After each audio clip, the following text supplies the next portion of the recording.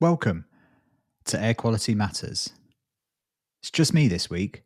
I thought, as we were 5 episodes in, and I've been doing this now for just over a month, it was a good chance to pause, reflect on some of the conversations I've been having, and catch up with you. So, how are you doing? It's something that's been really interesting for me, something I've been thinking about doing for probably over a year. You see, I sit in this really interesting middle ground between academia, industry, and policy. And I get to have these conversations that go down some amazing rabbit holes with unbelievable professionals in their field. And it occurred to me for a long time that some of these conversations might be quite fun to record and share with a wider group of people. So that's been the plan for this podcast. The idea has been to have a mix of people on the podcast from academia and industry, people making sensors and managing data and fixing ventilation systems, and people from policy as well, the people writing the regulations and standards that we all have to stand to. All of these people at the heart of air quality and ventilation in this sector. So the format has been to have open conversations with people, conversations that have time to dive and drill into some of the technical subject matter that we don't get to see in editorials and articles, and we don't get to have in passing with people at conferences and exhibitions. So it's been really fun having these conversations, as they always are for me. And I hope you found the conversations interesting in some way. Do let me know how you've been finding them. It's been fun learning about how to pull these podcasts together. Yeah, there's a bit of work, all right, in editing them, post production, and getting them up onto the platforms. But that's all part of it. And I have to say, I really enjoyed that. But let me know how you found the format. They are quite long. They're conversations, like a lot of my conversations, that tend to go on quite a while. But they're subject matters that I find interesting, and the guests, quite frankly, are world class. I've got some really cool people coming up over the next few weeks that should see us through to the new year. But I'd love to hear from you. Who should I be speaking to, and what should we cover? Let me know. If you cast your mind back all the way to the first episode with Max Sherman, one of the things I was talking about with him, amongst many things, and if you haven't heard it, it's always worth listening to Max. I think he has a brilliant take on this kind of subject matter. But one of the things we were discussing was his hopes and aspirations for the next 10 years. He had this interesting idea that he wanted the industry to be talking about air quality rather than ventilation by the time he got to 80. I really like that aspiration.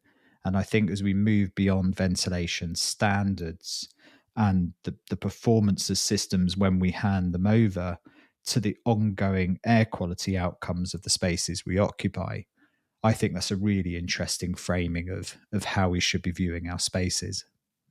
And it seems like a natural evolution in a lot of ways, as he pointed out from our discussion on the origins of acceptable and adequate air quality and ventilation.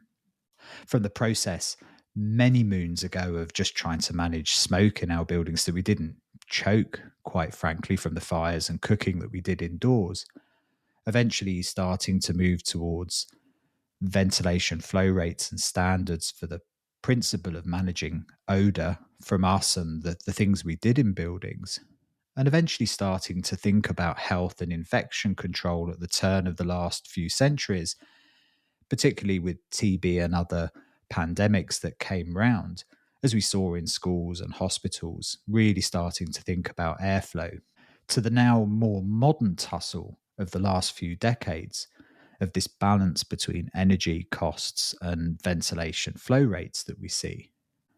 And now his hope, as is mine, that we move from ventilation to air quality. His early work, now taken up by many others, really frames this, I think, and this new era of air quality and harm, as we discussed with Ben Jones a couple of episodes ago. And again, if you haven't had a chance to listen to that episode, really well worth a listen. I think it's a really interesting new take on how we frame the harm that air quality can potentially do us. And one of the things that I've been saying now for many years is that, particularly in the last half a decade or so, we're moving into this new era of being able to see the air that we breathe in our spaces like never before, with the evolution of monitoring air quality and certain pollutants with low-cost sensors that are connected to the cloud is really changing everything. It's my firm belief that within the next decade, there won't be many spaces that people occupy that aren't being monitored for thermal comfort and indoor air quality parameters. And that doesn't really leave a lot of places to hide. We'll start to move from being assessed on the performance of the spaces we hand over at construction to the ongoing performance of the spaces that we occupy and manage. But as we race into this new era, we also have to be cognizant of the limitations that we face, particularly with technology. What will we measure? What kind of pollutants are we actually going to be interested in? And how will we measure them? Field monitoring, for anybody that's done it over the last few decades, knows how hard it is to get right and get accurate data back that's meaningful.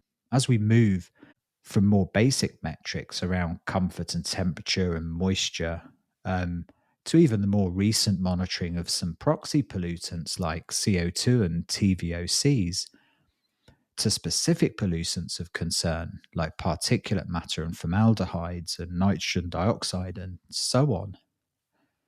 How will these devices improve and become more accurate and affordable? And most importantly, how will we frame what they tell us in a way that's actually useful for people? Can it be automated? Can it be visualized and framed in a way that people can make changes to spaces and changes in behavior that get better outcomes that we desire?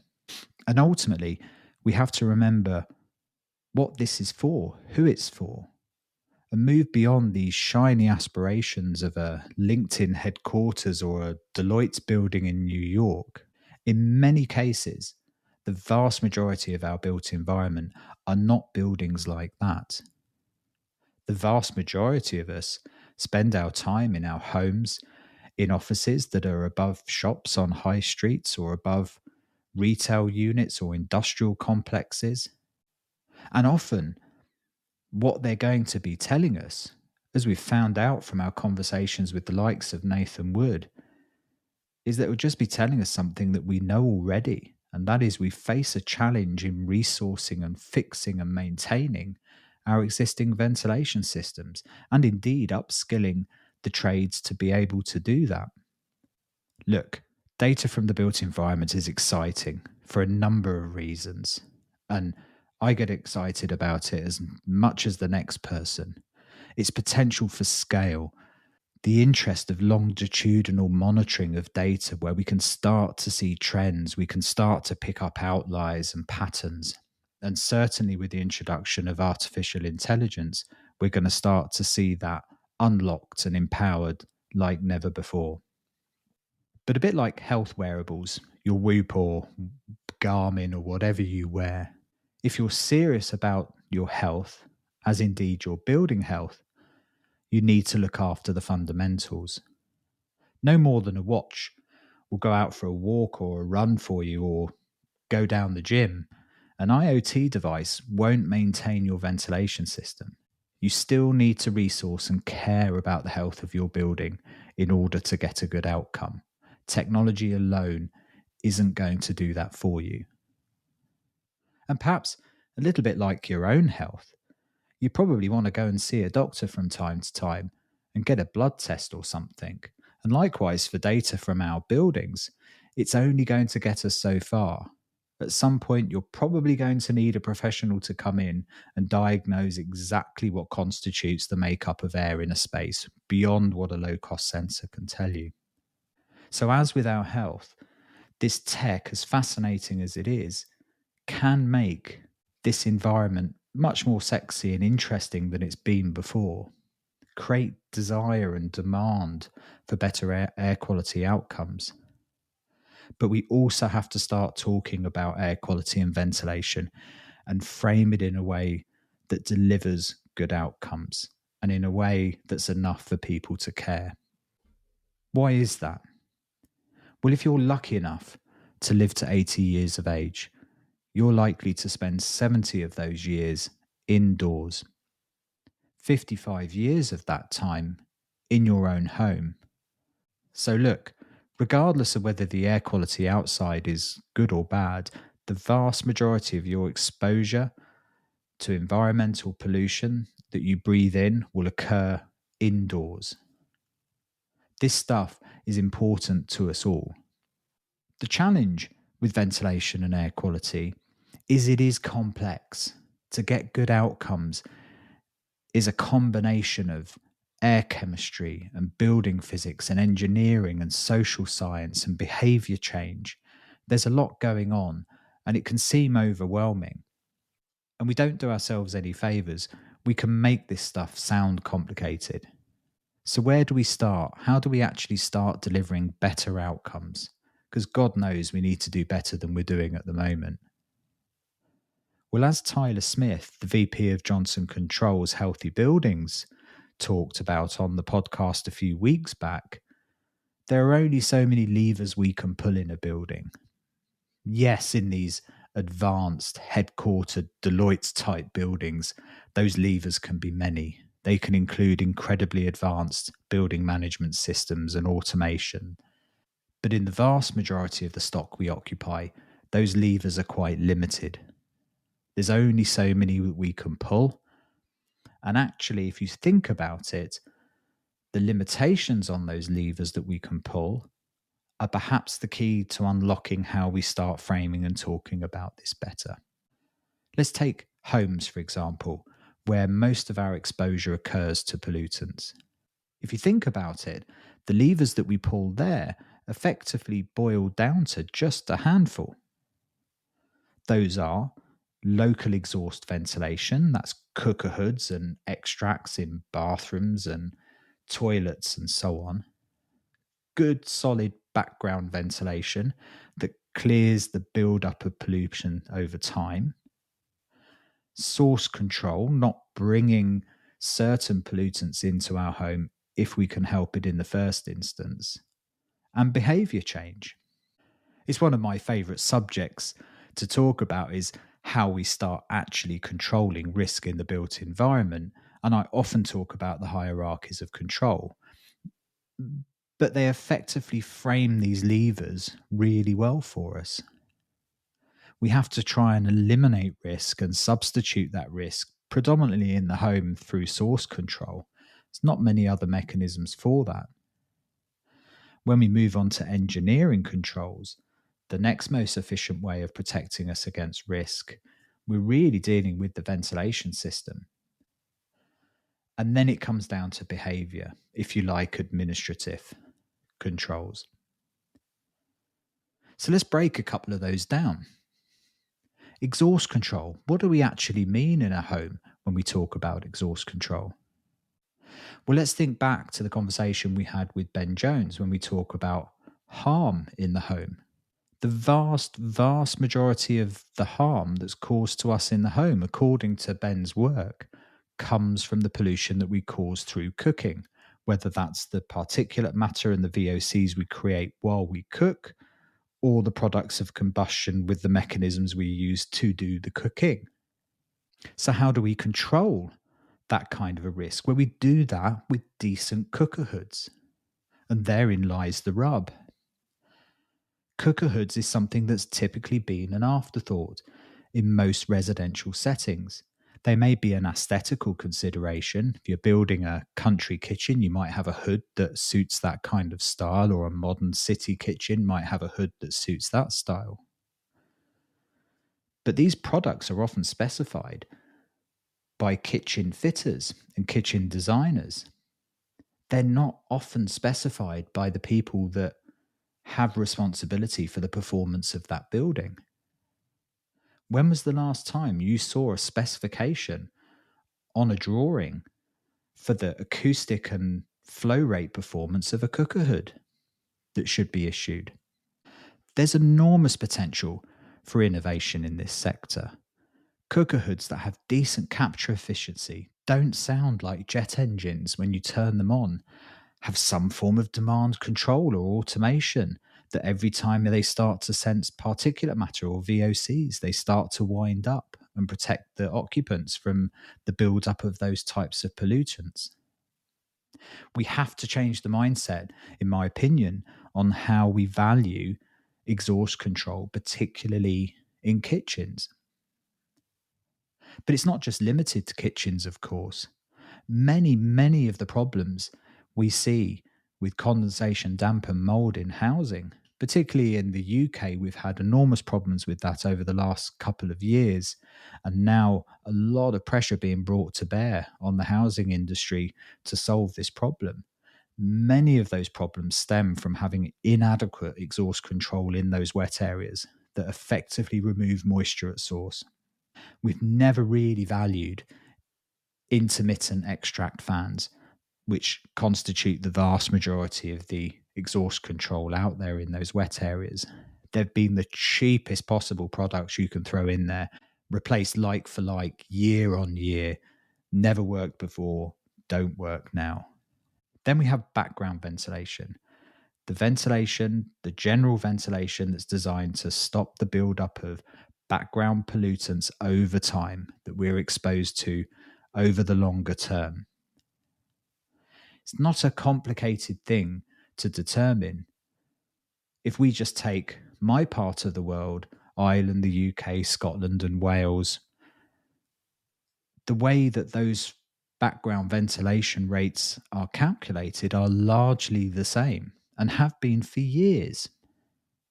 They predominantly come at the problem from two angles. The first is based on how many people are likely to occupy that space. The more people in a space, the more moisture and pollutants that they produce. It's a very sensible calculation. In Scotland, it's based on the amount of habitable spaces. In Ireland, for example, it's based on the number of bedrooms or the number of people that are likely to occupy those bedrooms. So, for example, in Ireland, it's 5 litres a second plus 4 litres a second per person. And you take it that the first bedroom has 2 people in it, the second bedroom has 2 people in it, and any subsequent bedroom has 1 person in it. The great thing about that calculation is you can make a considered judgment on the amount of people that are likely to occupy that space and up the background ventilation rate accordingly. Now, this is never done in practice, but should be. The other way of calculating background ventilation rate or the general ventilation rate is based on the size of the property. And that's the same pretty much everywhere. We're trying to achieve somewhere around half an air change an hour. Even in very modern, nearly zero energy buildings or passive house buildings, the target is somewhere between 0.3 and 0.5 air changes per hour. So that calculation is done the same in most jurisdictions. It's 0.3 litres a second per square metre, and that roughly equates to half an air change an hour. So we take these two numbers, the number derived from the likely number of occupants and the number derived from the size of the property, and whichever number is biggest, we use that number because we then know we're dealing with the other risk as well. Really, really straightforward. Yet, as Nathan Wood in our conversation described, why is it every time we go into properties, we see properties massively underventilated? A recent study done up in Scotland less than a year ago showed well over half the properties that were built within the last couple of years significantly being underventilated. It's not like the maths is hard. So something is falling down in the supply chain and how we value the products that we're putting in there that mean we're not delivering adequate ventilation, adequate background or general ventilation rates. Why is that? Well, that's often because there's a detachment, in my opinion, between what is a theoretical measurement of flow rates and the people that are just specifying the same old fan or products that they've always specified because it's the cheapest or it's the relationship they have with that particular manufacturer. That's got to change. We've got to start specifying performance for our buildings and putting that front and center rather than just specifying systems or equal or approved as we often see in the contracts. Then we move on to source control. How do we start to manage source control in our homes? Well, one of the things we can do in the programs for things like retrofit or new builds is slowly start removing combustion devices, as we are doing, to be fair, from homes. If you don't have combustion devices in your home, the likelihood of exposure to things like nitrogen dioxide is significantly reduced and limited then principally to the amount of nitrogen dioxide in the environment outside the home.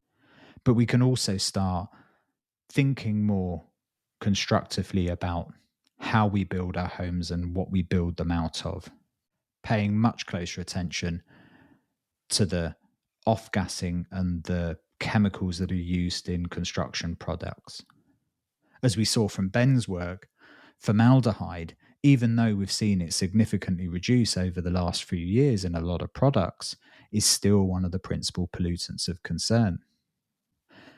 But we have to start framing that much better for people in the home to be making sensible decisions about the things they bring into their home. It's not a builder's fault that a homeowner chooses a carpet that has high levels of off-gassing in it. But we can frame and provide information people to be able to make sensible decisions. Maybe that's something that could be part of the handover pack. And finally, we move on to behavior. Behavior is the tricky one. And we've been very poor in the past in this community at framing and educating users of the spaces that we build and manage in a way that they get the most out of the systems that they have to manage. I often talk about it, but one of the big studies that was done on indoor air quality in new homes, and actually I'm going to be interviewing Ian Mordit, who was one of the authors of that document, it's probably nearly 5 years ago now. One of the big takeaways for me out of that study, notwithstanding the really poor compliance rate of those buildings, it was something like 90% non-compliance. But even if those homes had been compliant, which they weren't, on first visit, the vast majority of those homes were being used in a way that even if the ventilation systems were working properly, they would not have given the results you'd have wanted to because of the use of those systems. So we've got a very long way to go in general. We've got to improve the quality of the product that we give to people, but we've also got to frame it much, much better if we're going to get the kind of outcomes that we want. And going back to what I was saying earlier about this new era of measuring air quality, don't be under any illusions. Within the next decade, those buildings will be starting to give feedback loops on the performance of those spaces. And you will not be judged on whether your building was compliant on handover. Brands and organizations will live and die by the ongoing performance of the spaces that they manage and build and products that they sell. And I can't imagine that a housing association, for example, is going to stick with a brand for very long if they find that the data that they get out of their homes is poorer as a result of that brand than another brand. Can you? So look, bit of a short episode this week. Just wanted to catch up with you guys and reflect on some of the conversations I've been having and some of the topics we've been discussing over the last few weeks. I hope you found the podcast interesting. Don't forget to watch out for next week's podcast. I've got a really interesting conversation around schools and indoor air quality you won't want to miss. and some really good guests lined up for the next couple of weeks. And keep listening.